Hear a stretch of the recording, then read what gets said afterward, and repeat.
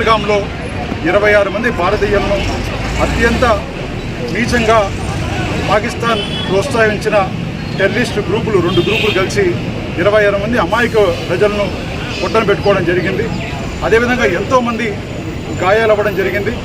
ఈ ఒక్క ఇన్సిడెంట్కి దేశమంతా కూడా విపరీతంగా ఒక కోపంతో రగిలిపోవడం జరిగింది.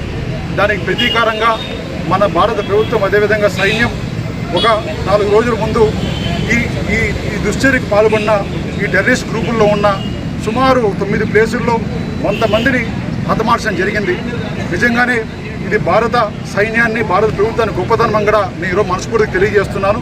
తప్పకుండా మేమందరం కూడా భారత ప్రభుత్వానికి అదేవిధంగా సైన్యానికి ఈ టైంలో పార్టీలకి కులాలకి మతాలకు అతీతంగా నిలబడతామని కూడా ప్రజలందరికీ తెలియజేస్తున్నాం. అదేవిధంగా ఎప్పుడైతే ఈ విషయం జరిగిందో పాకిస్తాన్ ప్రభుత్వం ఒక టెర్రరిస్ట్ గ్రూపులను హతం చేస్తే వాళ్ళు ఏదో టెర్రరిస్టుకి వాళ్ళ ఒక మ్యానుఫ్యాక్చరింగ్ ఒక యూనిట్ లాగా ఈరోజు వాళ్ళ సొంత ప్రజల్ని చేసినట్టు మన క్రిస్టియన్ చర్చిలు కావచ్చు, ముస్లిం మసీదులు కావచ్చు, హిందూ టెంపుల్ కావచ్చు, స్కూల్స్ కావచ్చు, ఇలాంటి చోట్లంతా జమ్మూ అండ్ కాశ్మీర్లో దాడులు చేస్తున్నారు. నిజంగానే అత్యంత నీచమైన చర్య. తప్పకుండా మన భారత ప్రభుత్వం అదేవిధంగా మన సైన్యం ముఖ్యంగా దీనికి బలంగా నిరసన తెలియజేస్తున్నా.